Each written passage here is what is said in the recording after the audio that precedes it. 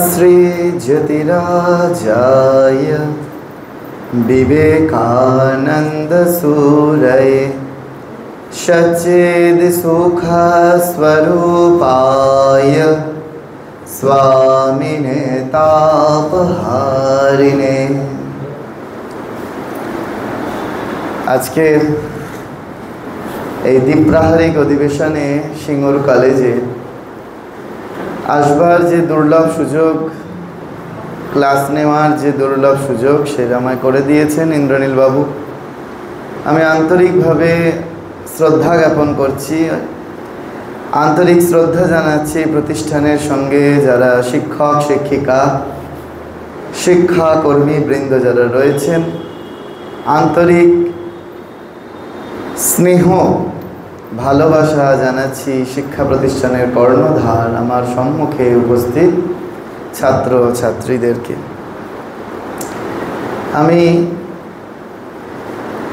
School কলেজে গেলে normally দাঁড়িয়েই ক্লাস নিই। আজকে একটু অনুমতিক্রমেই বসে তোমাদের বলছি, তুমি বলছি, হ্যাঁ সবাইকে, তো তোমাদের কিছু বলবো স্বামীজির কথা। কারণ স্বামীজির কথা দাঁড়িয়ে বললে বেশি ভালো লাগে। কারণ আজকে আমি ভোর 4টায় বেরিয়েছি, গোবরডাঙ্গায় একটি স্কুলে আমার প্রোগ্রাম ছিল, সেখানে করে তোমাদের এখানে এসেছি। এখান থেকে আবার গড়িয়াতে আবার একটি প্রোগ্রাম আছে, এখন বিকেলবেলা চলে যাব ওখানে। তো সেই জন্য শরীরটি অতটা সতেজ নাই, বসে বলবো। এই যে অদ্ভুত দুটি সঙ্গীত আমরা এখানে শুনলাম শিক্ষক এবং ছাত্রছাত্রীদের কাছ থেকে। প্রথমটি হচ্ছে কে তুমি বাজালে নবীন রাগেতে ভারতেরও প্রাণ বীণা, আর দ্বিতীয়টি পরে বলছি। দ্বিতীয়টি যন্ত্রণা সঙ্গীতের মধ্যে দিয়ে শুনলাম। দুটিরই একটি বিশেষত্ব আছে। প্রথমত, যদি ভারতবর্ষকে জানতে আমরা ইচ্ছুক হই, ভারতবাসী হয়ে, তাহলে রবীন্দ্রনাথ ঠাকুর বলেছেন যদি ভারতকে জানতে চাও তাহলে তুমি বিবেকানন্দকে জানো। কাকে বলেছিলেন? না, রোমারোলাকে বলেছিলেন এই কথা, যে যদি ভারতবর্ষকে জানতে চাও তাহলে বিবেকানন্দকে আমাদের জানতে হবে। আচ্ছা, এখন আমরা বিবেকানন্দকে জানবো কেন? আমার কি কাজ? তোমরা বলবে যে মহারাজ আপনি তো মাথা মুড়িয়ে সন্ন্যাসী হয়েছেন, আপনি বিবেকানন্দকে ধরেছেন, ঠিক আছে, কিন্তু আমার কি প্রয়োজন? আমার কিসের প্রয়োজন বিবেকানন্দকে জানা, বিবেকানন্দকে পড়া? অন্তত এটা জানলেও আমরা আনন্দ বোধ করবো যে পরের যন্ত্রানুসঙ্গীতটি যার গাওয়া, যার গানে এখন গোটা জগৎ মাতোয়ারা, সেই অরিজিৎ সিং, সেও কিন্তু বিবেকানন্দকে ফলো করেই ওই সিম্পল লাইফ লিড করছে, প্রকাশ্যে স্বীকার করেছে। তার ভিডিও ফুটেজ ভীষণ পরিমাণে ভাইরাল। আচ্ছা, তাহলে বিবেকানন্দকে ধরলে এরকম সিম্পল লাইফ লিড করা যায়? হ্যাঁ, যায়। এই সিম্পল লাইফ লিডের মধ্যে কি রয়েছে? যেটি রয়েছে সেটি হচ্ছে এই, আমাদের এই জীবন দর্শনটাকে আমরা এখন করে নিয়েছি কেবলমাত্র ভোগের বিষয়বস্তু। আমাদের হাতে প্রচুর অপশনস, আর আমরা কেবল ভোগ করছি। এবং এই ভোগ করবার ফলে বর্তমান পরিস্থিতি যেটি দাঁড়িয়েছে সেটি কেবল চারদিকে সংঘর্ষ আর সংঘর্ষ। পৌরাণিকতার সঙ্গে আধুনিকতার সংঘর্ষ, জাতীয়তাবাদের সঙ্গে পুঁজিবাদের সংঘর্ষ, পুরুষতন্ত্রের সঙ্গে নারীবাদের সংঘর্ষ। এই বিভিন্ন রকম সংঘর্ষ এমন মাথাচাড়া দিয়ে উঠেছে, শুধু ভারতবর্ষ নয় তথা গোটা বিশ্বজুড়ে। মানুষ হাসতে ভুলে গেছে, মানুষ লাফিং ক্লাবে যাচ্ছে এখন হাসবার জন্য। সুইসাইডের রেট বেড়ে গেছে, ফ্রাস্ট্রেশনের রেট অনেক পরিমাণে বেড়েছে। মানুষ ড্রাগস ছাড়া ঘুমোতে পারছে না। এই পরিস্থিতি ভারতবর্ষের বুকে কখনোই কাম্য ছিল না, কিন্তু বর্তমান পরিস্থিতি এই জায়গায় আজকে দাঁড়িয়েছে। সেই জন্য এই পরিস্থিতিতে আমাদের প্রত্যেকের বিবেকানন্দের পদতলে আসা একান্ত আবশ্যক।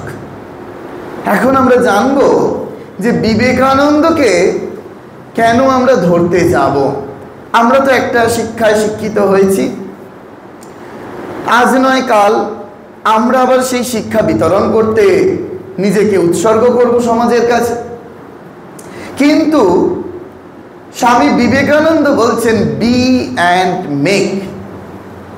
আগে তৈরি হও নিজে, তারপরে তৈরি করো অপরকে। আগে বি, নিজেকে তৈরি করতে হবে। কিন্তু আমাদের সমস্যাটা কোথায়? আমরা সামান্য কটা নাম্বারের ভিত্তিতে, মার্কশিটের ভিত্তিতে আমরা ভাবছি আমরা বেশ তৈরি হয়ে গিয়েছি। এটাকে তৈরি হওয়া বলে না। আমাদের এই জাগতিক, সামাজিক, ব্যক্তিগত কিছু দায়বদ্ধতা রয়েছে সমাজের কাছে। ধরে নেওয়া যাক আমরা প্রত্যেকেই এই প্রতিষ্ঠান থেকে বেরিয়ে যা শিক্ষা অর্জন করেছি সেই শিক্ষাটা দান করবার জন্য প্রস্তুত হয়েছি। সর্বাগ্রে মনে রাখতে হবে একটি অদ্ভুত সুন্দর কথা রয়েছে, সেটি হচ্ছে এই: পেরেন্টস আর ফার্স্ট টিচার অ্যান্ড টিচার্স আর সেকেন্ড প্যারেন্টস। আমরা সকলে টিচার হব বলে আশা করছি, কিন্তু টিচার হওয়ার প্রথম কোয়ালিটি হচ্ছে এইটি যে টিচার্স আর সেকেন্ড প্যারেন্টস। আমি যাকে শিক্ষাদান করব তাকে কি আমি সন্তান জ্ঞান করতে পারছি? পারছি না। সেই জন্য একটা খুব সুন্দর কথা বলা হয় এখন বর্তমান যুগে প্রচলিত হলেও শাস্ত্রে বলেছে যে আগেকার দিনে শিক্ষক মশাইরা ছাত্রছাত্রীদের চিত্ত অপহরণ করতে পারতেন। অর্থাৎ শিক্ষক মশাই এমন একটা আদর্শ নিয়ে ছাত্রছাত্রীদের সামনে উপনীত হতেন যে ছাত্রছাত্রীদের মনগুলোকে কেড়ে নিতেন। সবাই শ্রদ্ধা করত। এখন ওই চিত্তের জায়গায় অপহরণের আগে হয়ে গেছে বৃত্ত। তুমি আমাকে এত টাকা মাইনে দাও, আমি তোমাকে সার্ভিস দেব। অর্থাৎ শিক্ষক মশাইরা এখন আমরা বৃত্ত অপহরণ করছি ছাত্রছাত্রীদের কাছ থেকে। কথাগুলো শুনতে হয়তো খারাপ লাগলেও বাস্তবে 100-তে 100 ভাগ সত্য। তাহলে আমরা কি করে বলবো যে একজন ছাত্রকে আমি তৈরি করব? আমার সেখানে কোথায় নিঃস্বার্থপরতা? আসলে আমাদের সমস্যাটা কোথায়? সমস্যাটা হচ্ছে এই: আমরা যখন এই ছোট থেকে শিক্ষা প্রতিষ্ঠানগুলোতে বড় হতে শুরু করেছিলাম, আমাদের বাড়ির লোক, আমাদের শিক্ষা প্রতিষ্ঠানের যারা সেই শীর্ষস্থানে বসে রয়েছে, তারা শুধু আমাদেরকে একটা কথাই মাথায় ঢুকিয়ে দিয়েছে যে দেখো বাবা, বড় হয়ে তোমার কেরিয়ারটা তোমার কিন্তু ঠিক করে গুছিয়ে নিতে হবে। কেরিয়ারটা গুছিয়ে নিতে হবে। যদি কেরিয়ারটা গুছিয়ে নিতে পারি তাহলে আর চিন্তা কি? আচ্ছা, আমার সাথে একটু বলা যেতে পারে, সুন্দর সুন্দর কিছু কথা বলবো, ঠিক আছে? বলো। Career with character is hero, career without character is. কিন্তু সমস্যাটা হচ্ছে ওই জায়গায় যে আমাদের কেরিয়ার তৈরি করবার জন্য প্রচণ্ড পরিমাণে প্রেসার দেওয়া হয়, কিন্তু বলা হয় না যে কেরিয়ারের পাশাপাশি তোমাকে ক্যারেক্টারটা তৈরি করতে হবে। আমরা খুব সুন্দর করে ABCD শিখি। B ফর হচ্ছে বার্থ, D ফর ডেথ, জন্মিলে মরিতে হবে, অমর সে কোথা কবে। আমরা যখন জন্মেছি আমাদের মরতে হবে, কিন্তু B আর D এর মাঝখানে একটা লেটার রয়েছে যার নাম C ফর চয়েস। আমার তোমার হাতে রয়েছে এটা। আমাকে জন্মেছি, আমাকে মরতে হবে, কিন্তু মাঝখানে চয়েসটা তোমার আমার। তুমি আমি যেটা চয়েস করব, তুমি আমি সেটাই পাবো। If you think I can, you are right, you can. If you think I can not, you are right, you can not. তুমি আমি চয়েস করেছি, যেমনটা চয়েস করব আমরা কিন্তু ঠিক তেমনটাই পাবো। আমরা যেমনটা জগৎকে ব্যবহার দেব, জগতের কাছ থেকে রিটার্ন ঠিক সেই ব্যবহারটাই পাবো।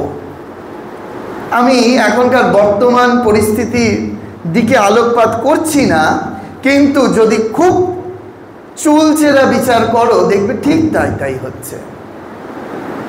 সেই জন্য মনে রাখতে হবে যে আমাদের এইখানেই সচেতন হতে হবে যে স্বামীজি বলছেন বি অ্যান্ড মেক, যেটা দিয়ে আমি শুরু করেছিলাম, যে আগে আমরা নিজেরা কতখানি প্রস্তুত তৈরি হতে।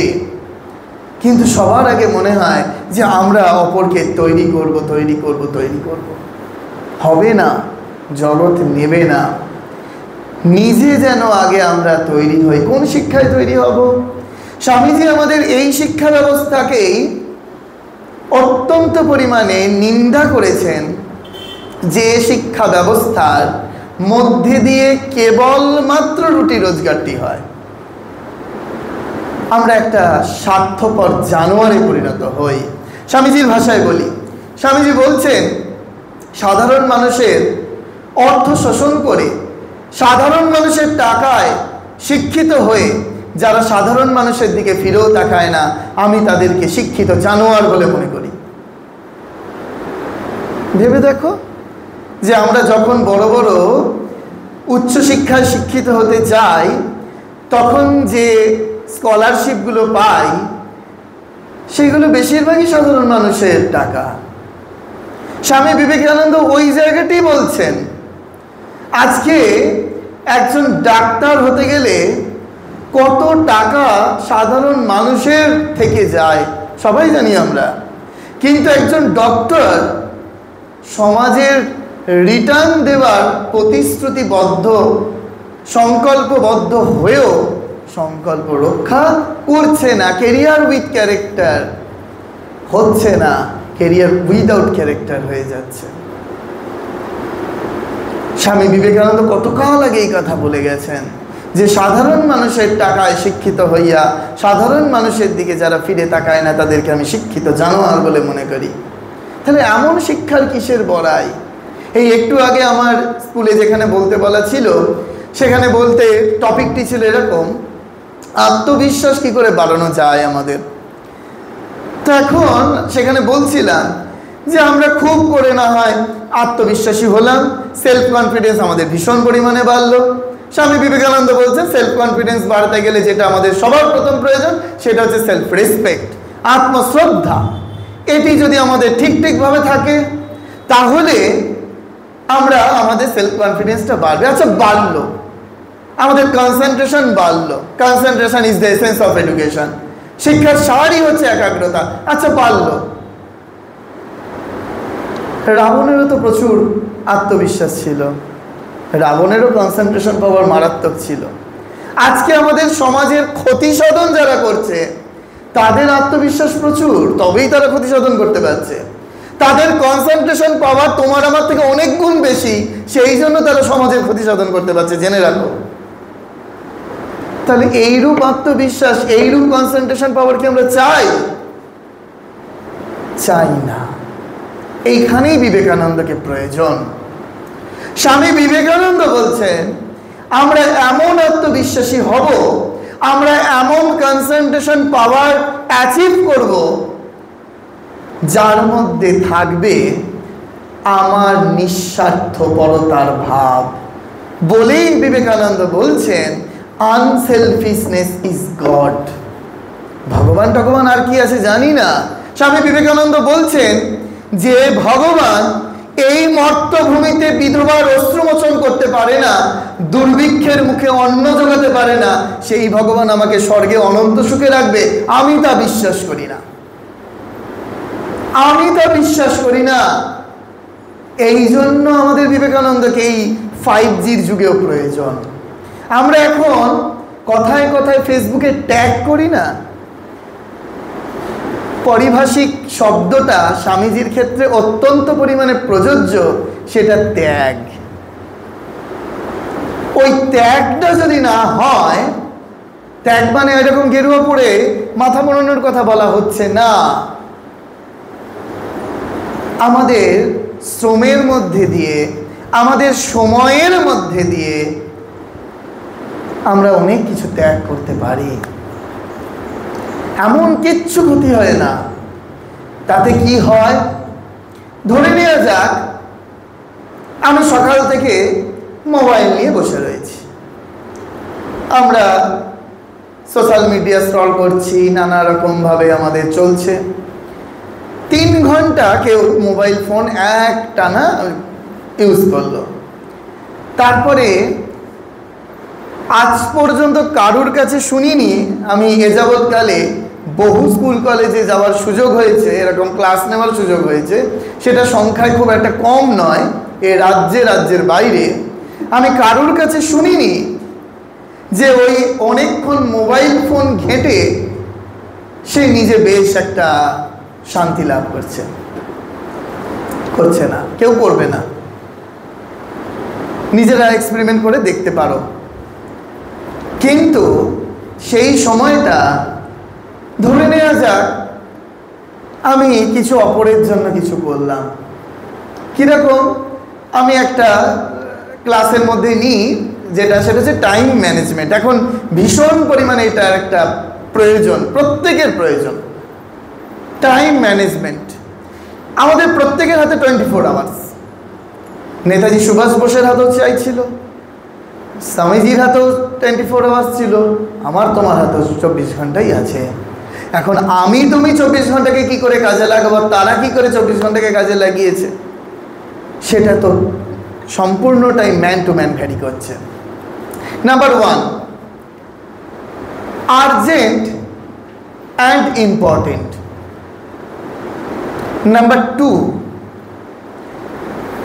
not urgent but important. Number 3, not urgent, not important. Number 4, urgent but not important. প্রথম যেটি বললাম সেটি হচ্ছে আর্জেন্ট অ্যান্ড ইম্পর্টেন্ট। এইরকম 24 ঘন্টায় কাজ খুব রেয়ার, আসে না বললেই চলে। ধরে নেওয়া যাক যে আমি খবর পেলাম আমার কোনো বন্ধু অসুস্থ হয়ে পড়েছে। এখন সেই অসুস্থ হয়ে যখন পড়েছে, আমি যদি বলি যে না ও অসুস্থ হয়েছে তো কি হয়েছে, আমি কালকে তোকে হসপিটালে ভর্তি করাতে যাব, হবে না। তাহলে আর্জেন্ট অ্যান্ড ইম্পর্টেন্ট এক্ষুনি সেটা করতে হবে এবং তার গুরুত্ব আছে। Next, urgent but not important. এরকম কাজ আমাদের ভুড়ি আসে। ধরে নেওয়া যাক আমার ফোন বাজছে, এখন যদি বলি যে না আমি ফোনটা ধরবো না, তাহলে কি ফোনটা রিং হতে থাকবে? হবে না। তাহলে ওটা আর্জেন্ট, এক্ষুনি ধরতে হবে, নাহলে কেটে যাবে। কিন্তু বেশিরভাগ ফোন কলসগুলো দেখা যায় কোনো গুরুত্ব নেই, মিলছে? আর্জেন্ট বাট নট ইম্পর্টেন্ট, ঠিক আছে, কোনো গুরুত্ব নেই। Number 3, not urgent not important. কীরকম? বন্ধুর সাথে গল্প করেই যাচ্ছি, হোয়াটসঅ্যাপে চ্যাট করেই যাচ্ছি, গসিপ করছি, কোনো আর্জেন্টও নয়, কোনো গুরুত্বপূর্ণ নয়। Not urgent not important. Number 4, not urgent but important. এইটি হচ্ছে সব থেকে বেশি গুরুত্বপূর্ণ। যারা এইটিকে ধরতে পেরেছে ছোট থেকে, তারা জীবনের অনেক শীর্ষে উঠেছে, অন্তত আলটিমেট মেন্টাল পিস তাদের কাছে এসেছে। যে ধরে নেওয়া যাক, আমরা যদি স্টুডেন্ট হই তাহলে আমাদের পড়াশোনা, আচ্ছা পড়াশোনার জন্য যদি কনসেন্ট্রেশন পাওয়ার বাড়াতে হয়, তার জন্য ধরে নিলাম প্র্যাকটিস, মেডিটেশন। এগুলো কেউ মাথার দিব্যি দেয়নি যে এক্ষুনি করতে হবে, আর্জেন্ট, নট আর্জেন্ট, এগুলো এক্ষুনি করতে হবে না, কিন্তু যদি করি বাট ইম্পর্টেন্ট, ভীষণ গুরুত্বপূর্ণ। এই 4টে ফোল্ডারে আমাদের 24 ঘন্টাটাকে যদি আমরা ভাগ করতে পারি, তাহলেই একমাত্র আমরা ঠিকভাবে সময়কে কাজে লাগাতে পারবো। আর যে ঠিকভাবে সময়কে কাজে লাগাতে পারে, সেই ঠিকভাবে সমাজের বুকে নিজের সার্ভিসটা, নিজেকে উৎসর্গ, সেই একমাত্র ঠিকভাবে করতে পারে। এটা আমি একদম হলফ করে বলতে পারি, সেটা রামকৃষ্ণ মিশনের সাধুদের দেখলেই একমাত্র এটা শেখা যায়। এই 24 ঘন্টাকে কি করে আমরা কাজে লাগাই, ওই 4 নম্বর পয়েন্টে, যে নট আর্জেন্ট বাট ইম্পর্টেন্ট, আমাদের মনে রাখতেই হবে যে এটা আমাকে গুরুত্বপূর্ণ, এটা আমাকে করতেই হবে। এর দ্বারা আমি সমাজকে সেই রিটার্নটা দিতে পারবো। একটা ভীষণ ভাইরাল সময়ের মূল্য সম্বন্ধে কথা আছে, অনেকেই হয়তো তোমরা শুনেছো, আমি একটু বললে ভালো লাগবে আশা করি সকলে। 1 বছরের সময়ের মূল্য কে বুঝতে পারে জানো? শুনেছো এটা? ছাত্রছাত্রীরা কেউ শুনেছো? বলো দেখি, আমি এক এক করে জিজ্ঞেস করি, তোমরা বলো, তাহলে ভালো লাগবে। এটা 1 বছরের সময়ের মূল্য কে বলে, কে বুঝতে পারে? ঠিক, একজন পরীক্ষার্থী বা শিক্ষার্থী, সে বুঝতে পারে 1 বছর সময়ের মূল্যটা কতখানি। যে সারা বছর ধরে আমি পড়াশোনা করলাম, তারপরে পরীক্ষায় আমি ফেলিওর হলাম, তাই তো? 1 মাসের মূল্য কে বুঝতে পারে?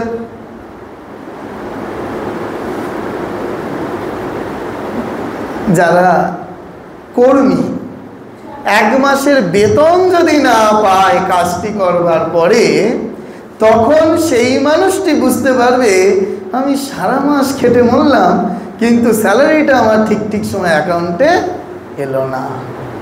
তখন সে রিয়েলাইজ করবে 1 মাসের গুরুত্ব কতখানি। 1 সপ্তাহ বা 15 দিনের গুরুত্ব কতখানি কে বুঝবে?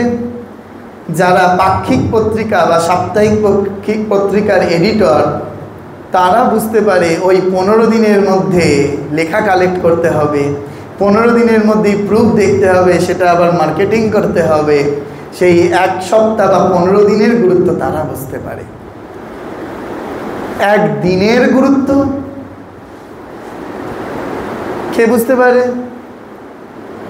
যে দিন মজুর, যার দিন আনা দিন খাওয়া, সে যদি একদিন কাজ না পায়, সন্ধেবেলা তার চিন্তা হবে যে বাড়ি গিয়ে কি করে ছেলে মেয়ের মুখে খাবার তুলে দেবো। 1 দিনের গুরুত্ব সে বুঝতে পারে। 1 ঘন্টার গুরুত্ব কে বুঝতে পারে? এটার উত্তর তোমরা সবাই জানো, বলবে আমরা। যদি একবার কাউকে রাস্তায় কোনো জায়গায় একবার টাইম দেওয়া হয়, 4টের সময় দাঁড়াস, 4টে থেকে 4:05 যদি হয়ে যায়, ঘন্টার পর ঘন্টা, যুগের পর যুগ মনে হয় বাপরে বাপ, এখন এলো না। সে বুঝতে পারে 1 ঘন্টার গুরুত্ব কতখানি। কেউ অপেক্ষারত ব্যক্তি 1 মিনিটের গুরুত্ব কে বুঝতে পারে? কে বুঝতে পারে? হাওড়া স্টেশনে গেল, গিয়ে চোখের সামনে দেখলো ট্রেনটা বেরিয়ে চলে গেল, আরেক মিনিট আগে আসলেই ট্রেনটা পেয়ে যেতাম। 1 মিনিটের গুরুত্ব তখন সে বুঝতে পারে। কেন তাড়াতাড়ি করিনি, বাড়িতে রেডি হয়ে বেরোতে পারলাম না কেন, তাই না? 1 সেকেন্ডের গুরুত্ব কে বুঝতে পারে? অলিম্পিকে যিনি রৌপ্য বিজয়ী, আর 1 সেকেন্ড আগে পৌঁছালে সে স্বর্ণপদক বিজয়ী হতো। তাহলে 1 বছর থেকে 1 সেকেন্ড, আমরা ভাবি 1 সেকেন্ডের কোনো মূল্য নেই, কিন্তু ঠিক কি কথাটা? তাহলে প্রত্যেকটা সময়ের মূল্য যে কতখানি, সেটা যদি আমরা একবার বুঝতে পারি, তখনই আমরা ঠিকভাবে, যিনি টিচার তিনি ক্লাসরুমে আসতে মোটেই দেরি করবেন না, যিনি ছাত্র তিনি কলেজে স্কুলে আসতে মোটেই দেরি করবেন না। ঠিক কি বলছি কিনা? সময়ের মূল্য যদি আমরা না বুঝতে শিখি, তাহলে আমরা কি করে শিক্ষাদান করব, কি করে সমাজের বুকে সার্ভিস দেব? সময় চলিয়া যায় নদীর স্রোতের প্রায়, যে জন না বোঝে তারে ধিক শতধিক, বহিছে সোনার ঘড়ি ঠিক ঠিক ঠিক, যা কিছু করার আছে করে নাও ঠিক। তাহলে এই সময় আমাকে করে নিতে হবে। যারা এইটিকে ধরতে পেরেছে, ওই জন্য একটা ইংরেজিতে কথা আছে, time wasted is life wasted, time management is life investment. আমরা যদি সময়কে কাজে লাগাতে পারি, তাহলে আমাদের জীবন নিয়োগে কোনোরূপ ভুল হবে না। আর সময়কে যদি অপচয় করি, তাহলে জীবন আমাদের নষ্ট হয়ে যাবে। সেই জন্য আমাদের বারবার করে মনে রাখতে হবে যে আমরা যেন কোনোরূপভাবে সময়ের অবহেলা না করি। জীবন থেকে সময় চলে গেলে তাহলে কিন্তু সেই সময় আর মাথা খুঁটে একেবারে মাটির তলায় ঢুকে গেলেও আমরা কিন্তু পাবো না। আমার প্রচুর অর্থ থাকতে পারে, কিন্তু এই 14ই এপ্রিল 2025-এর দুপুর 1টাকেও ফিরে পাবো কি? আমি প্রচুর ধনবান ব্যক্তি হতে পারি, কিন্তু এই 14ই এপ্রিল 2025-এর দুপুর 1টা যেটা চলে গেছে, সেটা আর কোনো কিছু অর্থের মাধ্যমে, শ্রমের মাধ্যমে, বুদ্ধির মাধ্যমে সেটাকে আর কখনো ফিরিয়ে আনা যাবে না। সেই জন্য আমাদের প্রত্যেকের উচিত এই সময়ের প্রতি আমরা যেন প্রচণ্ড পরিমাণে দায়িত্ববান হই, সময়কে যেন কখনো অবহেলা না করি। সেই জন্য আমাদের হিন্দু শাস্ত্রে আছে, বলা হচ্ছে যে কাল মানে হচ্ছে টাইম, এই কালকে যে গুরুত্ব দেয় সেই একমাত্র ঠিকভাবে জগতের বুকে বেঁচে থাকতে পারে, এরকম একটি শাস্ত্রে বাক্য আছে। নেক্সট, এইবার এই যে আমরা সময়কে গুরুত্ব দিলাম, যখন আমরা নিজেরা সময়কে গুরুত্ব দেব, আপনি আচরি ধর্ম জীবের শেখাও তো, যে আমরা যখন নিজেরা ঠিকভাবে পালন করতে পারবো, তখনই কিন্তু আমরা অপরকে সেইটির বিষয়ে ওয়াকিবহল করতে পারবো। আমার বিপরীতে যিনি রয়েছেন, আমার সামনে যে ছাত্রছাত্রীটি রয়েছে, ধরে নেওয়া যাক সেই ছাত্রছাত্রীটি হয়তো আমার পাশের বাড়ির কেউ, আমার প্রতিবেশী, আমার পাড়ার কেউ বাড়িতে আসছে বা প্রতিষ্ঠানে আসছে, যে কেউ আসুক, বা আমি ট্রেনে বাসে চলছি, আমার প্রতিদানটা তো একই হবে। আমি মানুষটা তো আলাদা নই। আমাদের ক্ষেত্রে অনেক সময় তাই হয়। কীরকম, আমরা এই 2 দিন আগে কোভিড গেছে না, ওই সময় একটা সুন্দর জিনিস আমরা ব্যবহার করেছি, সেটা একটা করে মুখোশ ব্যবহার করেছি, মাস্ক। ওটা কিন্তু আমাদের সকলের মধ্যেই রয়েছে, ওটা একটা আবরণ, ওটা দেখানো হলো যে দেখো ওইটাই তোমার স্বরূপ। আসলে ওটা যদি আমরা বাদ দিতে পারি, স্বামী বিবেকানন্দ বলছেন এই মন এবং মুখ যদি আমরা এক করে ফেলতে পারি, তখনই কেবলমাত্র আমরা জীবনটাকে উপভোগ করতে পারবো। একটা সুন্দর কথা বলছি, সারা জীবন মাথায় রাখবে। আমরা বলি না যে শীত দ্বারা সোজা করে বসো, শীত দ্বারা সোজা করে বসলে কি হয় জানো? শীত দ্বারা সোজা করে বসলে আমাদের ধ্যানটা ভালো হয়, ধ্যানের আনন্দ উপভোগ করা যায়। আর শীত দ্বারা সোজা করে বাঁচলে জীবনের আনন্দটা উপভোগ করা যায়। এইটা সব সময়ের জন্য মনে রাখবে।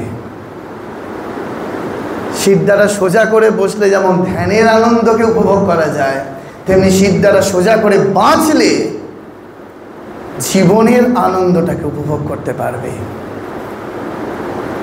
তাই না?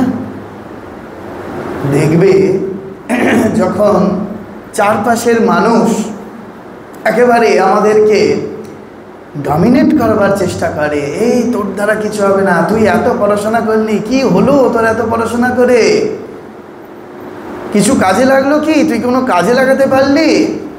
এই কথা স্বামী বিবেকানন্দ কোনো জায়গায় বলছে না। স্বামী বিবেকানন্দ আমাদের কেবলমাত্র উৎসাহ দেওয়ার জন্য এসেছেন। স্বামীজি একটা ভালো কথা বলি, তোমাদের ভালো লাগবে, মানে মজার কথা, সত্য ঘটনা, যদি এখানে ছাত্রীর সংখ্যা বেশি, ছাত্রদের সংখ্যা কম। ক্রিকেট নিশ্চয়ই ছাত্ররা যারা আছে বা টিচার যারা রয়েছে সবাই মোটামুটি খেলা দেখে। আচ্ছা, যদি প্রশ্ন করা হয় যে ক্রিকেটের জগতে ভারতবর্ষকে কে ভারতকে প্রথম জিতিয়েছিল বাইরের দেশের কাছে, জানো? জানা আছে? নরেন্দ্রনাথ দত্ত। নরেন্দ্রনাথ দত্ত হচ্ছে উত্তরকালের স্বামী বিবেকানন্দ। তখন ইডেনে নরেন্দ্রনাথ দত্ত ওই নেট প্র্যাকটিস দেখতে গেছেন। তখন ইংল্যান্ডের সাথে কলকাতার ক্লাবের খেলা হতো, আর প্রতি বছর ওই খেলাটা নিয়ে বিরাট উন্মাদনা, এবং সেই খেলায় প্রতি বছর কলকাতার ক্লাবটি হারত, ইংল্যান্ড জিতত। তো স্বামীজি ওই নেট প্র্যাকটিস দেখতে গেছে কলকাতার ক্লাবের, তা বলটা স্বামীজির পায়ের কাছে চলে এসেছে, নরেন্দ্রনাথ তখন কোচ বলছে বলটা থ্রো করো। তা স্বামীজি এমন সুন্দর বলটা ছুঁড়েছে সোজা উইকেটে। তখন কোচ বলছে তুমি নিশ্চয়ই অনেকদিন ধরে ক্রিকেট প্র্যাকটিস করো, তাই না? নরেন্দ্রনাথ উত্তর দিচ্ছেন, স্বামীজি উত্তর দিচ্ছেন, এই প্রথম আমি ক্রিকেটের বল হাতে নিলাম, আমি ফুটবল খেলি, ক্রিকেট কোনোদিন খেলিনি। আচ্ছা, তুমি খেলবে? নরেন্দ্রনাথ কোনো কিছু না ভেবে উত্তর দিচ্ছেন, হ্যাঁ।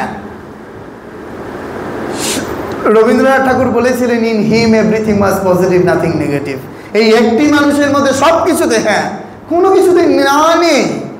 স্বামী বিবেকানন্দ বলছেন, ওই না শব্দটা তোমার ভোকাবুলারি থেকে বাদ দিয়ে দাও, প্রথমেই আগে বাদ দিয়ে দাও। আমি কিছু পারি না, আমার দ্বারা হবে না, এই কথাটাকে বাদ দাও।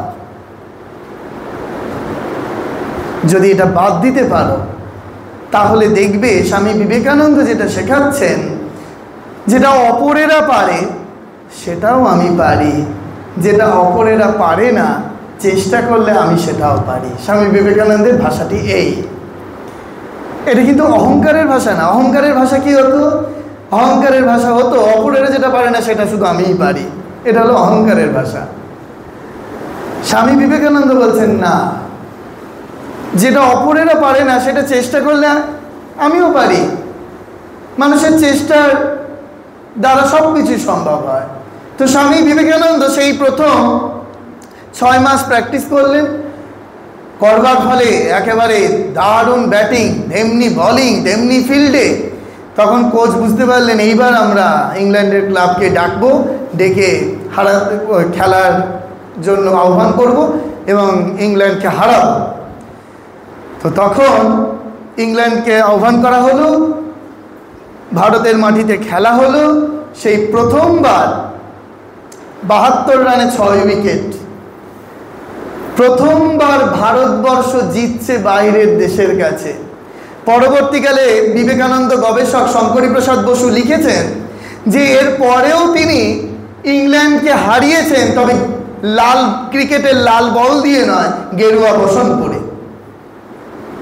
স্বামী বিবেকানন্দের ইংল্যান্ডের ভাষণগুলো যদি তোমরা পড়ো, দেখবে কিভাবে আমাদের এই ভারতবর্ষের কীর্তন, মহিমা কীর্তন তিনি ওখানে গিয়ে করেছেন। তো সেই জন্য এই পরবর্তীকালে আরেকটু তোমরা আনন্দ পাবে হয়তো, এই যে কেন বিবেকানন্দকে আমরা ধরবো। তোমরা নিশ্চয়ই ইন্ডিয়ান টিমের প্লেয়ার রাহুল দ্রাবিড়ের নাম শুনেছো বা দেখেছো, জানো, সবই জানো। সেই রাহুল দ্রাবিড়ের একটা ইন্টারভিউ করে দেখবে, তিনি বলছেন যে আমি যখন খেলতে নামি বিবেকানন্দের ধ্যান করে খেলতে নামি। আচ্ছা, কি দরকার বিবেকানন্দের ধ্যান করে খেলতে নামা? আমাদের বহু রামকৃষ্ণ মিশনের টিচার রয়েছেন যারা যখন ক্লাসরুমে ঢোকেন, পড়াতে ঢোকেন, তখন ক্লাসের বাইরে দাঁড়িয়ে স্বামীজিকে স্মরণ করে ঢোকেন, স্বামীজিকে চিন্তা করে ঢোকেন। কেন না, স্বামীজিকে চিন্তা করে যখন ক্লাসরুমে পড়াতে ঢুকছি তখন সেই ডেডিকেশন সাধারণ টিচারের থেকে অনেক গুণ বেড়ে যায়। তোমরা যে কোনো কাজ করছো, সেই কাজটা স্বামীজিকে ডেডিকেট করে করবে, দেখবে অনেক বেশি সেই কাজের মধ্যে কনসেন্ট্রেশন পাওয়ার, কাজের পিউরিটি অনেক অনেক অনেক বেড়ে যাবে। সেই জন্য আমাদের বারবার করে মনে রাখতে হবে যে এই যে বিবেকানন্দকে যদি আমরা ঠিকভাবে জানতে পারি, বিবেকানন্দকে ধরতে পারি, তাহলে আমরা যে যে প্রফেশনে আছি, ধরে নেওয়া যাক এখান থেকে বেরিয়ে তোমরা বিভিন্ন বিভিন্ন রকম প্রফেশনে যেতে পারো, কিন্তু সমাজের বুকে একটা মানুষে পরিণত হবে, এটা বলতে পারি। আমাদের এখন এই সমাজে সব থেকে বড় অভাব কি জানো? মানুষের। সব থেকে বড় অভাব হচ্ছে মানুষের। স্বামী বিবেকানন্দ বলেছেন মানুষ হতে গেলে আমাদের 3H ডেভেলপমেন্ট চাই। 3H কি? নাম্বার 1 H ফর হচ্ছে heart, number 2 H for head, number 3 H for hand. এই 3টে H এর যদি আমাদের পূর্ণ বিকাশ না ঘটে, তাহলে আমরা একটা পরিপূর্ণ মানুষ হব না। আমাদের সমস্যাটা কোথায়? যদি এক্ষুনি এখান থেকে, কলেজ থেকে তোমরা বেরিয়ে দেখো যে রাস্তায় একটা অ্যাক্সিডেন্ট হয়েছে কারোর, আর সেই মানুষটি পড়ে রয়েছে, আমরা সব সময়ের জন্য বলতে শুরু করবো, ওই মানুষ কি নির্দয়, কেউ একটা এগিয়ে আসছে না, মানুষগুলো দেখছে তবু এগিয়ে আসছে না।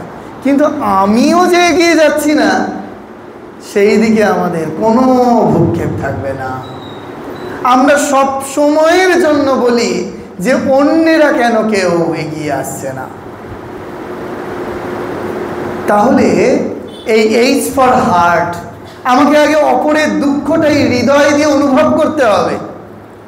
যদি হৃদয় দিয়ে অনুভব করি, তারপরে H ফর হেড, আমাকে সেই ব্রেন দিয়ে তার চিন্তা করতে হবে কি করে তার এই দুঃখটা দূর হয়।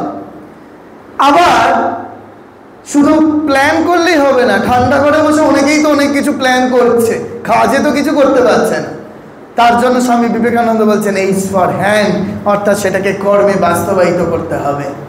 আচ্ছা, ধরে নেওয়া যাক তোমাদের নিশ্চয়ই স্বপ্ন এখান থেকে বেরিয়ে তোমরা কোনো একটা প্রতিষ্ঠানে শিক্ষকতা করবে, নিশ্চয়ই এই স্বপ্ন নিয়েই এখানে এসেছো। আচ্ছা, এই 3টে H এর যদি পূর্ণ বিকাশ না হয়, তোমার চোখের সামনে দেখছো একজন স্টুডেন্ট হয়তো সিঁড়ি দিয়ে নামতে গিয়ে পা পিছলে পড়ে গেল, পাটা মুচকে গেল, তার এমন অবস্থা হয়েছে এক্ষুনি তাকে হসপিটালে না নিয়ে গেলেই নয়।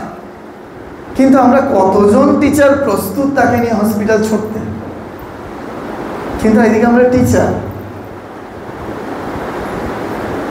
আমরা কিন্তু শিক্ষক, আমরাই শিক্ষিকা, আমরা শিক্ষা দান করছি। আমরা অপরকে বলছি যে দেখো মানুষের তরে মানুষ আমরা, প্রত্যেকে আমরা পরের তরে, সকলের তরে সকলে আমরা, তাই না?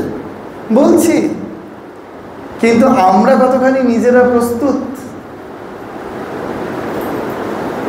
এই জায়গাটি আমাদের প্রথম দেখতে হবে। আমার মনে পড়ছে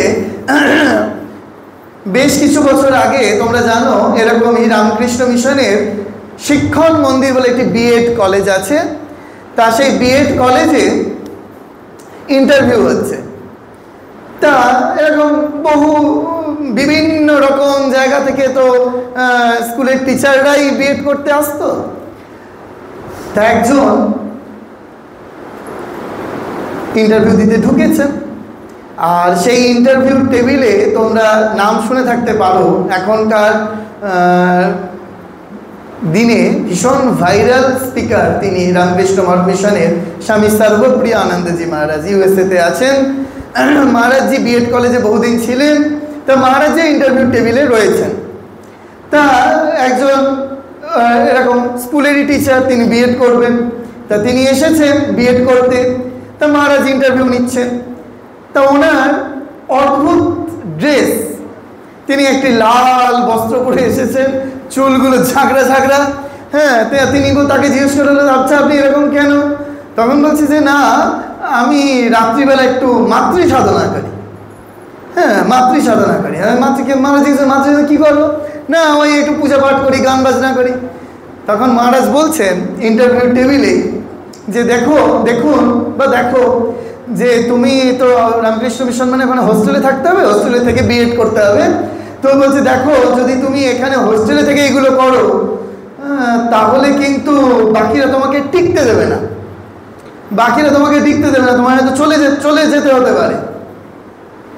কিন্তু সেই টিচার, সেই ভদ্রলোক এত মিষ্টিভাষী, তিনি একটা দারুণ উত্তর দিয়েছিলেন মহারাজদের, এবং সেটা আমরা পরবর্তীকালে শুনেছি।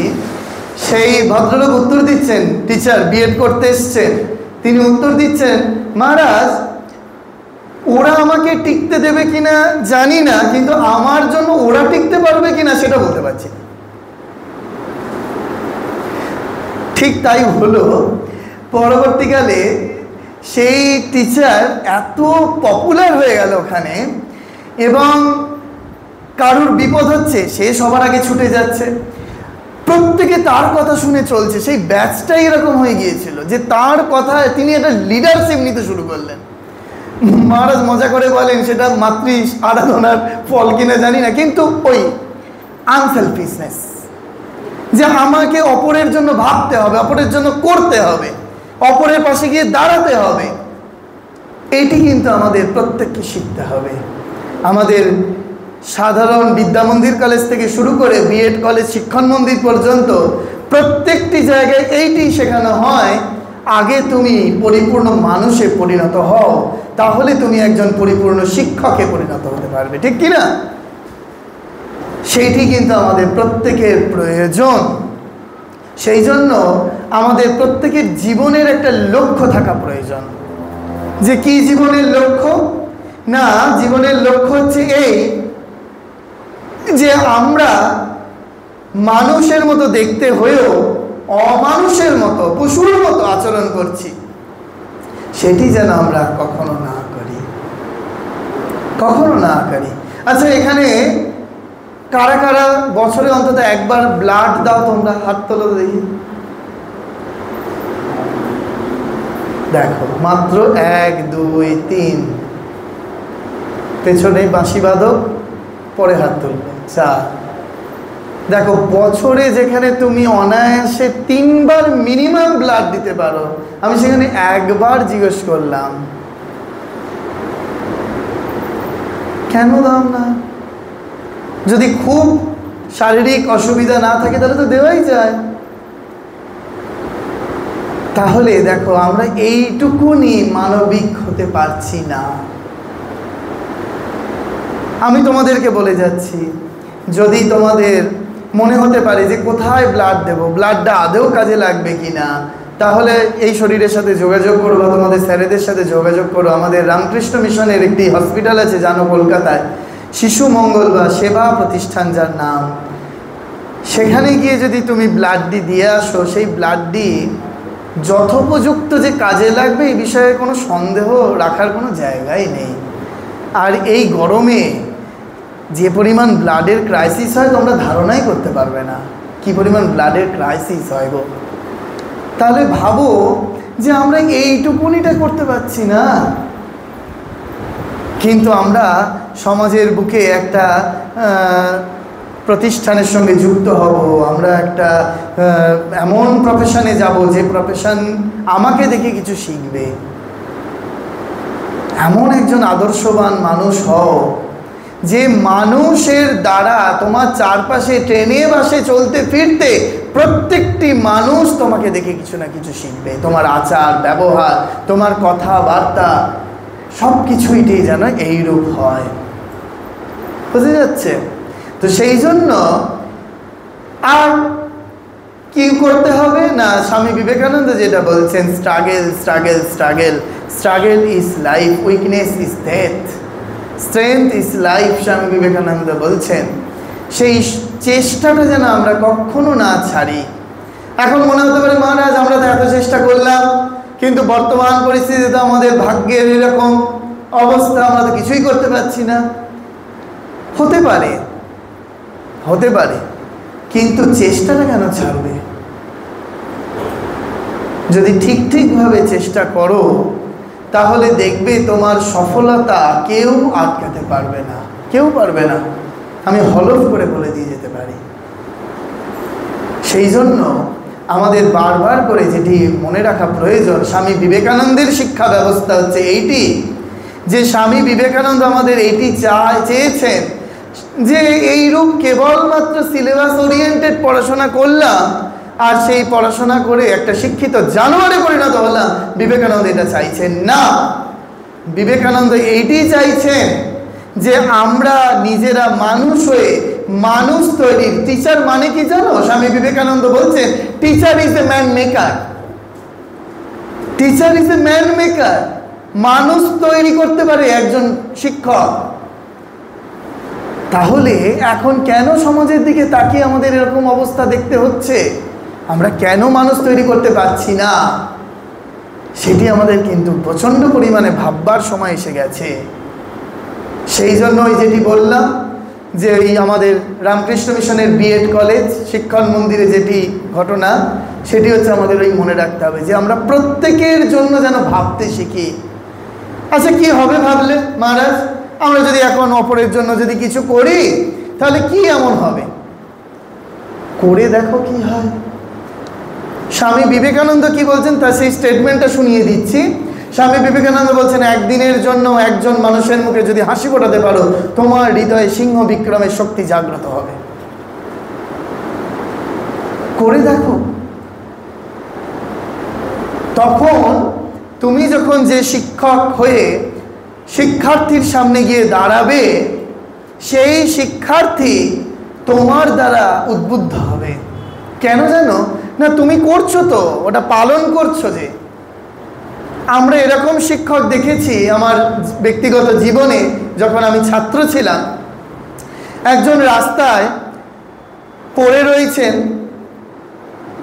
তিনি রিক্সা টিক্সা চালাতেন, সেই পায়ে প্রচণ্ড পরিমাণে ঘা হয়ে গিয়েছে, সেই ঘা থেকে রক্ত পুঁজ এইসব বেরোচ্ছে, দুর্গন্ধ বেরোচ্ছে। কোনো রিক্সাওয়ালা তাকে নিতে চাইছে না, হসপিটালে নিয়ে যাবে। আমি এরকম শিক্ষক মশাই দেখেছি, তিনি এই আমাদের বেশি দূর না এখান থেকে চন্দননগর নাড়ুয়া হাই স্কুলের শিক্ষকতা করতেন।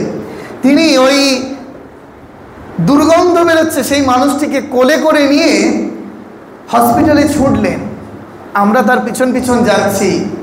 যখন হসপিটালে গিয়ে দাঁড়ালেন, হসপিটালের সুপার বলতে বাধ্য হলেন যে মশাই, আপনি তো মানুষ না, আপনি সাক্ষাৎ দেবতা, কি করে পারেন? তাহলে মানুষ চাইলেই মানুষ দেবতা হতে পারে, মানুষ চাইলেই মানুষ শয়তান দানব হতে পারে। আমি একটা গল্পের কথা বলি, আমার পছন্দের গল্পের মধ্যে এটি একটি অন্যতম পছন্দের গল্প। তোমরা লিওনার্দো দা ভিঞ্চির নাম শুনেছ? তার বিখ্যাত যে যীশু খ্রিস্টের ছবি, সেটা সবাই তোমরা নিশ্চয়ই জানো। সেই ছবিটি যখন রাজা আদেশ করেছিলেন ভিঞ্চি সাহেবকে আঁকার জন্য, তখন তিনি দুটি শর্ত দিয়েছিলেন। শর্ত দুটি হচ্ছে এই যে, রাজা, আমি যখন ওই ছবিটি আঁকতে শুরু করব, তখন এমন একজন আপনার নগরের মানুষকে দেখাতে হবে যাকে দেখলে আমার দেবদূতের কথা মনে পড়ে। ঠিক আছে, মেনে নিলাম শর্ত। আর আমি যখন ছবিটা শেষ করব, তখন এমন একজন মানুষকে দেখাতে হবে যাকে দেখলে আমার দানবের কথা মনে পড়ে। দানবের কথা মনে পড়ে। রাজামশাই দুটোতেই এগ্রি। তখন প্রথম শর্ত অনুযায়ী প্রহরীদের বললেন যে, যাও চিত্রকরকে নিয়ে নগরে নগরে ভ্রমণ করাও, তিনি কাউকে দেখলে যদি দেবদূতের কথা মনে পড়ে। এখন দেবদূত আর কোথায় পাওয়া যায়? তো প্রহরীরা প্রথমেই চার্চে নিয়ে গেল। চার্চে গিয়ে দেখলো যে একজন ওই যুবক, সে ভগবান যিশুর কাছে প্রার্থনা করছে। যখন ভগবান যিশুর কাছে প্রার্থনা করছেন, এত কনসেন্ট্রেটেড হয়ে, সঙ্গে সঙ্গে সেই লিওনার্দো দা ভিঞ্চির মনে হলো যে এই মানুষটিকে দেখলেই তো আমার দেবদূতের কথা মনে পড়ছে। তো তখন বললেন, আমার কাজ হয়ে গেছে, আমি আঁকতে শুরু করব। তিনি আঁকতে শুরু করলেন। 6 মাস সময় লেগেছিল। সেই 6 মাস বাদে আবার গিয়ে রাজার কাছে হাজির। রাজা বললেন, বলুন। বললেন, আমার ছবি প্রায় শেষের দিকে, আপনাকে আমার দ্বিতীয় শর্তটি পূরণ করতে হবে। তখন সেই দ্বিতীয় শর্ত পূরণ করবার জন্য নগরের বিভিন্ন যেই সমস্ত আবর্জনা পরিহিত জায়গা, সেখানে ঘুরতে শুরু করলো তাকে নিয়ে। দেখলো একটি নর্দমার ধারে একজন ওই রকম ময়লা আবর্জনা পড়া এক ব্যক্তি, সে ওই বসে কোনো রকমের খাবার খাচ্ছে। যেই তাকে দেখলো ওই রকম অবস্থায়, সেই চিত্রকর বলছেন যে হ্যাঁ, আমার কাজ হয়ে গেছে, একে দেখেই তো আমার দানবের কথা মনে পড়ছে। ফিরে আসছেন, যখন যেই তার কাছ থেকে পিছন ফিরেছেন ভিঞ্চি সাহেব, তখন সেই দানব দেখে যাকে মনে হলো, সেই ব্যক্তিটি তাকে ডেকে বলছেন, ওহে, 6 মাস আগে আপনি আমাকে চার্চে দেখে দেবদূতের কথা আপনার মনে পড়েছিল। আশা করি বোঝাতে পারলাম যে আমাদের মধ্যেই ওই দেবদূতের সত্তাটা লুকিয়ে রয়েছে, আমাদের মধ্যেই ওই দানবের সত্তাটা লুকিয়ে রয়েছে, আমার দৃষ্টিভঙ্গির মধ্যে লুকিয়ে রয়েছে, আমার আচরণের বহিঃপ্রকাশের মধ্যে লুকিয়ে রয়েছে। আমরা যেমন যেমন তার প্রয়োগ করব, আমরা তেমন তেমন সকলের কাছে গণ্য হব। সেই জন্যই আমরা দেখি না মাঝে মাঝে এই ইলেকট্রনিক্স মিডিয়া, প্রিন্ট মিডিয়াতে, যে শিক্ষক হয়ে শিক্ষকের মতো আচরণ করছে না, ছাত্রছাত্রী হয়ে ছাত্রছাত্রীর মতো আচরণ করছে না, পিতামাতা হয়ে পিতামাতার মতো আচরণ করছে না। আমরা যে যে জায়গায় দাঁড়িয়ে রয়েছি, সেই জায়গায় থেকে যদি আমরা আমাদের দায়িত্ব, কর্তব্যটা ঠিকভাবে পালন করতে পারি, তাহলে সমাজের মধ্যে এত বিশৃঙ্খলার পরিবেশ বা বাতাবরণ সৃষ্টি হয় না। আর মূল কাণ্ডারিটা যার হাতে রয়েছে, সেটা আমি মনে করি সেটা হচ্ছে এই শিক্ষা প্রতিষ্ঠানের যারা ভারপ্রাপ্তাধিকারী রয়েছে, সেই শিক্ষক মশাই, শিক্ষিকা বৃন্দেদের হাতে। কারণ তারা সমাজের ওই ম্যান মেকার, স্বামী বিবেকানন্দের ভাষায়, তারা মানুষ তৈরি করতে পারে। হলফ করে বলতে পারি, তারা মানুষ তৈরি করতে পারে। একটি গল্প বলে শেষ করি, প্রায় 50 মিনিট হলো। আমি জানি না তোমাদের আমার কথা ভালো লাগলো কিনা, আদৌ কাজে লাগলো কিনা। জীবনে চলার পথে যদি এতটুকু মনে রাখতে পারো, বা এরপরে যখন শিক্ষা প্রতিষ্ঠানে গিয়ে শিক্ষা দেবে, তখন এইগুলি যদি তাদের মধ্যে প্রবেশ করিয়ে দিতে পারো, যেমন আজকেই বলছিলাম ওই বাচ্চাগুলোর কাছে, যে আমরা বাচ্চাদের আত্মবিশ্বাস বাড়ানোর জন্য আমাকে ডেকে আনা হয়েছে, তা আমি যদি এখন 1 ঘন্টার ক্লাসে আত্মবিশ্বাস বাড়িয়ে দিতে পারি, এ তো সম্ভব নয়। তো আমি তো ম্যাজিশিয়ান নই, একটা প্রসেস, একটা মেথড বলে দিতে পারি মাত্র। কারণ তারা স্কুল কলেজে গিয়ে বারবার করে শুনছে তো যে তোর দ্বারা হবে না, এইটা তাকে বারবার করে শুনতে হচ্ছে। আমি এ যাবৎকালে 169টি স্কুল আর 28টি কলেজ, এটি নিয়ে 29 হলো। এরপরে মাস্টারমশাই বলেছেন এই মাসে আরও 2টি জায়গায় নিয়ে যাবেন। তো এই যতগুলো স্কুল কলেজে যাই, আমি 2টো প্রশ্ন করি। প্রথম প্রশ্ন হচ্ছে এই, আচ্ছা, যে তোমরা শুনেছ যে বাড়িতে বলতে যে আগেকার দিনের ছেলে মেয়েগুলো ভালো ছিল, এখনকার দিনের ছেলে মেয়েগুলো দিন দিন খারাপ হয়ে যাচ্ছে, মোবাইল ছেড়ে, মোবাইলের অ্যাডিকশান ছেড়ে বেরোতেই পারছে না। যেই বলি না, একেবারে 100% সব স্টুডেন্টরা হাত তুলে দেয়। আমি বলি এরপরে একটু সাহস নিয়ে বলো, টিচাররা রয়েছে। আমি বলি যে এই স্কুলে এসে শুনেছ যে এরকম আগের ব্যাচের দাদারা দিদিরা কত ভালো ছিল, এ ব্যাচের একেবারে তোমরা কত খারাপ হয়ে যাচ্ছ। তখনও দেখি প্রায় 70-80% স্টুডেন্ট হাত তোলে। তখন আমি বলি যে আমাদের সমস্যা ওই মূল গোড়াতে, যারা শিক্ষা দিচ্ছে বাড়িতে বাবা মায়েরা, স্কুলে কলেজে শিক্ষক শিক্ষিকা, অধ্যাপক অধ্যাপিকারা। কারণ আমরা বারবার করে তাকে এই কথাটি শেখাচ্ছি, বিবেকানন্দ বলছেন গরু মিথ্যা কথা বলে না, দেওয়াল চুরি করে না, গরু গরুই থেকে যায়, দেওয়াল দেওয়ালই থেকে যায়।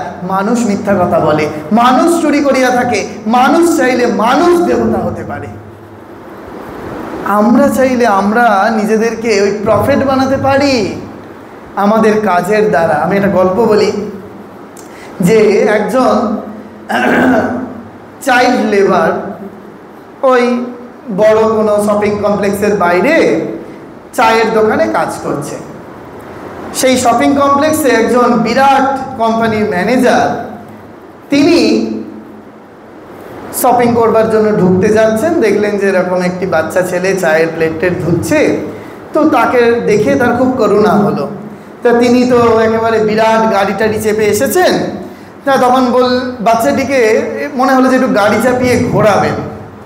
তা বাচ্চা ছেলেটিকে গাড়ি চাপিয়ে এক পাক ঘুরিয়ে আনবার পরে বাচ্চা ছেলেটি জিজ্ঞেস করছে সেই কাকুটিকে যে, আচ্ছা কাকু, তোমাকে এই গাড়িটা কে দিয়েছে? তখন বাচ্চা ছেলেটিকে উত্তর দিচ্ছে সেই ভদ্রলোক যে, আমার গত সপ্তাহে জন্মদিন ছিল, তার জন্মদিনে আমার দাদা এটা আমাকে গিফট করেছে। আচ্ছা, বাচ্চা ছেলেটি শুনেছে। শোনবার পরে সেই ভদ্রলোক মূর্খের মতনই এক প্রকার প্রশ্ন করছেন, বাচ্চা ছেলেটিকে জিজ্ঞেস করছে, আচ্ছা তোমার এইরকম গাড়ি পেতে ইচ্ছা করে, গাড়ি চড়তে ইচ্ছা করে, গাড়ি নিতে ইচ্ছা করে? সেই বাচ্চা ছেলেটি উত্তর দিচ্ছে, না না না, আমার এরকম গাড়ি পেতে ইচ্ছা করে না। তখন ভদ্রলোক জিজ্ঞেস করছে, কেন তোমার গাড়ি পেতে ইচ্ছা করে না? না, আমার ওই আপনার দাদার মতো হতে ইচ্ছা করে, কাউকে গাড়ি আমি দেব। এখন যেই দাদা বললাম, তোমরা এখন ভেবে নেবে এখন তো পাড়ায় পাড়ায় দাদাদের ছড়াছড়ি, একটা দাদা হয়ে গেলেই হলো, দাদাগিরি দেখাতে পারলে কে না চায় আর কি। এই দাদা সেই দাদা নয়। কিরকম যেন না, ক্লাসে যখন নাম্বারিং হচ্ছে 1 2 3 4 5 6 7 8 9 এখন 8কে চোখ রাঙাচ্ছে, বলছে দেখ বেশি বাড়াবাড়ি করিস না, তুই 8, আমি কিন্তু 9। আবার ওর দেখা দেখি 8 7কে চোখ রাঙাচ্ছে, 7 আবার 6কে চোখ রাঙাচ্ছে। এই করে করে যখন 1-এ গিয়ে পৌঁছেছে, 1 আর কাকে চোখ রাঙাবে? 0-কে। তখন 0 বলছে যে, দেখ বাবা, আমার তলায় আর কেউ নেই, আমাকে আর চোখ রাঙিও না। তখন 1 বলছে, না না না না না, আমি ওই বাকি ওপর থেকে নিচ অব্দি যেভাবে চোখ রাঙানি হয়ে এসছে, যেভাবে দাদাগিরি দেখানো হয়েছে, আমি সেইভাবে ক্ষমতা দেখানোর চেষ্টা করব না। তখন 0 ভেবেছে, বাহ, বুকে বল পেয়েছে। বলছে, ও তুমি তাহলে আমাকে বাঁচিয়ে দিয়েছো? বলছে যে, কিরকম ভাবে বাঁচাচ্ছি জানিস? বলছে ওই 9-এর থেকেও আমি বেশি শক্তিশালী হব। 1 তখন বলছে, আয় ভাই, তুই আমার পাশে এসে বস। তুই আমার পাশে এসে বসলে 1 0 10 হয়ে আমরা 9-এর ওপরে উঠে যাব। এই হচ্ছে রিয়াল দাদাগিরি। যদি দাদাগিরি দেখাতে হয় তাহলে এই অপরকে ডমিনেট করে না, অপরকে পাশে নিয়ে যদি আমরা পথ চলতে পারি, তবেই আমরা ওই ঠিকভাবে শিক্ষা প্রতিষ্ঠানে শিক্ষা দিতে পারবো। এই আস্তে আস্তে আমার সাথে যে দাদারা আছে তাদেরকে বলছিলাম, আসানসোল রামকৃষ্ণ মিশনে আজ থেকে প্রায় 14-15 বছর আগে ক্লাস 7-এর একটি ছাত্র, সে সব সাবজেক্টে ভালো, জানো, কেবলমাত্র ম্যাথামেটিক্সে কিছুতেই পাস করতে পারে না। তা হেডমাস্টার মহারাজের খুব চিন্তা হলো, আরে বাবা, এই ছেলেটা এত ভালো, পাস করতে না পারলে একে টিসি দিয়ে দিতে হবে, কি মুশকিল। তো তখন ওই ম্যাথামেটিক্সের টিচারদের ডাকা হলো, কারণ ওখানে তো হোস্টেলে সন্ধ্যেবেলা পড়ানো হয়। তো টিচারদের ডেকে মহারাজ বললেন যে, দেখুন, এই ছেলেটি সব সাবজেক্টে ভালো, কিন্তু কেবল ম্যাথামেটিক্সে পাস করতে পারছে না, একে একটু ম্যাথামেটিক্সটা দেখবেন। তা টিচাররা ওকে বেশ একটু স্পেশাল কেয়ার করতে শুরু করলো, কিন্তু কিছুতেই কিছু হয় না, ও তো সে কিছুতেই অঙ্ক পারে না। তারপরে ওই আসানসোল রামকৃষ্ণ মিশনেরই যিনি কিচেনের দায়িত্বে যে মহারাজজি রয়েছেন, তার সাবজেক্ট ছিল ম্যাথামেটিক্স। হেডমাস্টার মহারাজ তাকে দায়িত্ব দিলেন যে, দেখো ভাই, তোমার তো সন্ধেবেলা একটু ফাঁকাই থাকো, তা আমাদের এই 7-এর স্টুডেন্টই সব সাবজেক্টে ভালো, খালি অঙ্কটাতে একটু দুর্বল, তুমি একটু ওকে নিয়ে একটু বসো না, অঙ্কটা একটু যদি ঠিকঠাক করে দিতে পারো।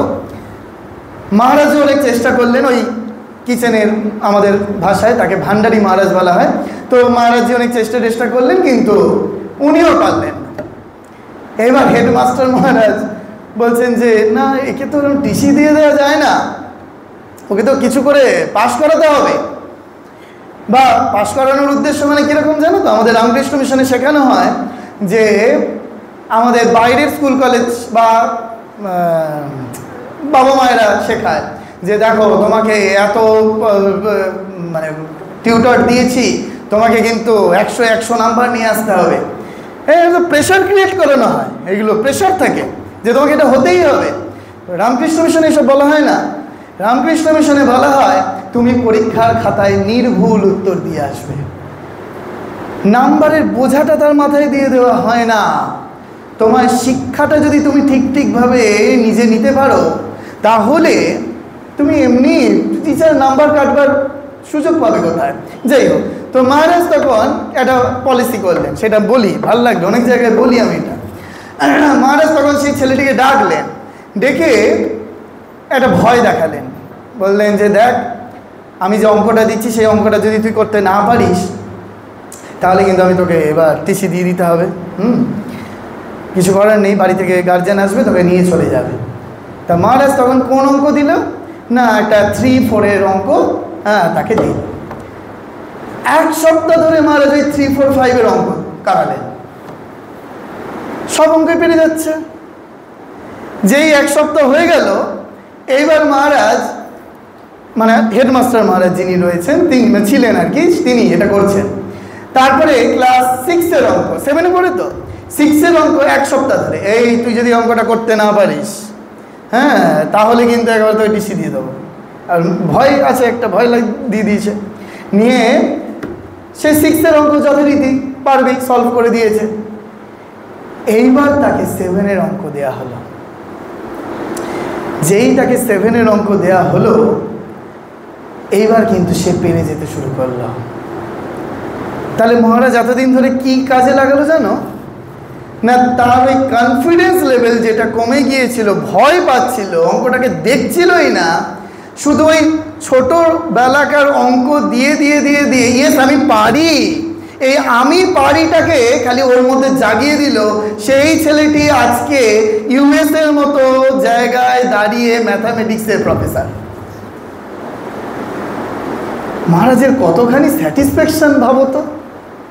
তাহলে আমরা যারা পরবর্তীকালে এই শিক্ষা দান করব বলে ভাবছি, আমরা কি ওই হাল ছেড়ে দেব?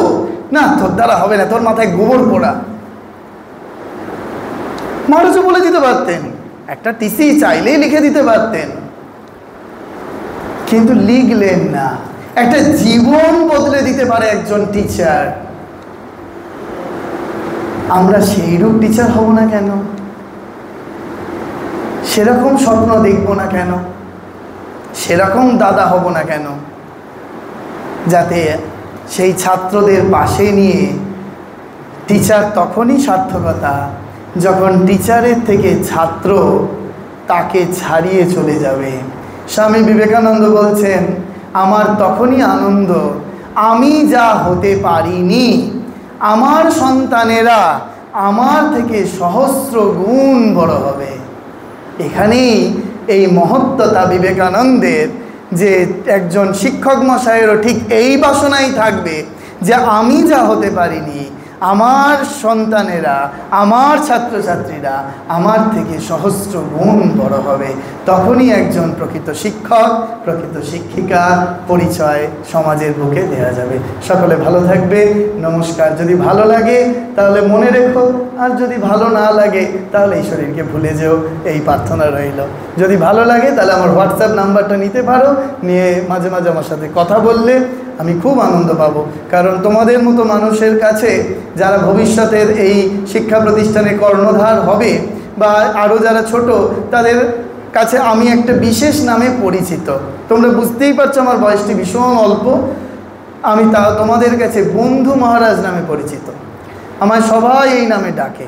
তো সেই জন্য আমার আরেকটু ফ্রেন্ড সার্কেলটা মনে হলো এখানে এসে বাড়লো, যে আমার কিছু ফ্রেন্ড লিস্টের নাম্বারিংটা বেড়ে গেল। তো তোমরা যদি চাও আমার সাথে যে কোনো সময় যে কোনোভাবে যোগাযোগ রাখতে পারো। সকলে ভালো থেকো, নমস্কার।